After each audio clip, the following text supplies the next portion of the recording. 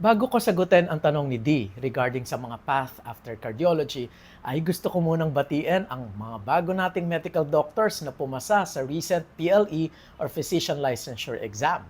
At nung panahon ko, wala pang online announcement at ang announcement ay through newspaper. So eto yung newspaper and here is my name. So balikan natin yung tanong ni D. So bago tayo makarating sa cardiology, by the way, of course, kailangan ng medicine. So 4 years of med proper, 1 year of internship, 3 years of residency in internal medicine, at 3 years in cardiology. So after cardiology, tayo ay kukuha ng board exams to be certified as general cardiologist. And kung gusto pa natin mag-subspecialize, maraming subspecialization na pwedeng puntahan.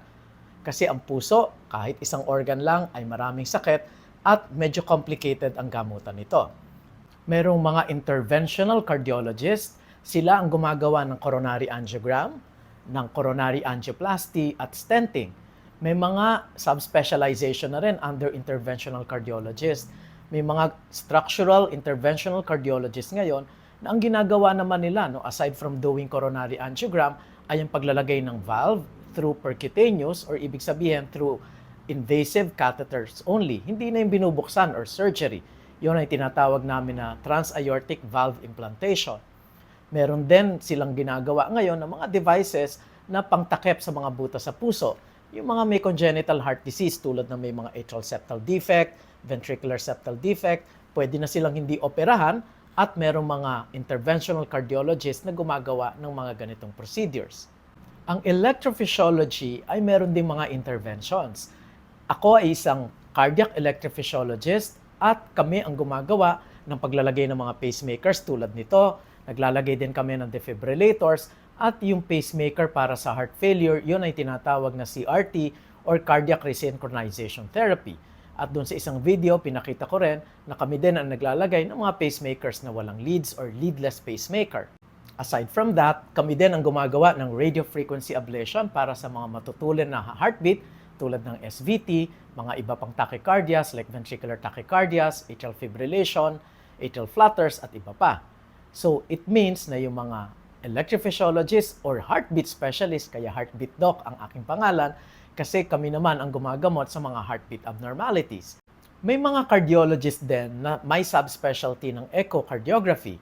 Ibig sabihin nun, sila ang gumagawa at nagbabasa ng mga echocardiogram, hindi lang yung usual echo na nakikita natin, kundi yung mga special na echo procedures tulad ng transesophageal echocardiogram at meron din silang 3D echo na ginagawa na nila recently.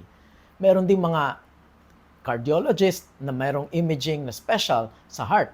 For example, merong mga nuclear na gumagawa nun, yung mga magnetic resonance imaging, CT scan of the heart, o kaya yung mga thallium stress testing, sila naman yung nagbabasa at naggagawa nun. Meron din mga cardiologist na nasa rehabilitation or cardiac rehab. Sila naman yung mga cardiologist na nagpe-prescribe ng exercise, nagtitingin sa mga patients sa may heart failure kasi yung exercise has been proven to be beneficial sa mga pasyente may heart failure. O kaya naman sila din ang nagpe-prescribe ng mga activities after cardiac surgery. Meron din ngayon na mga cardiologist na nagsasubspecialize into heart failure.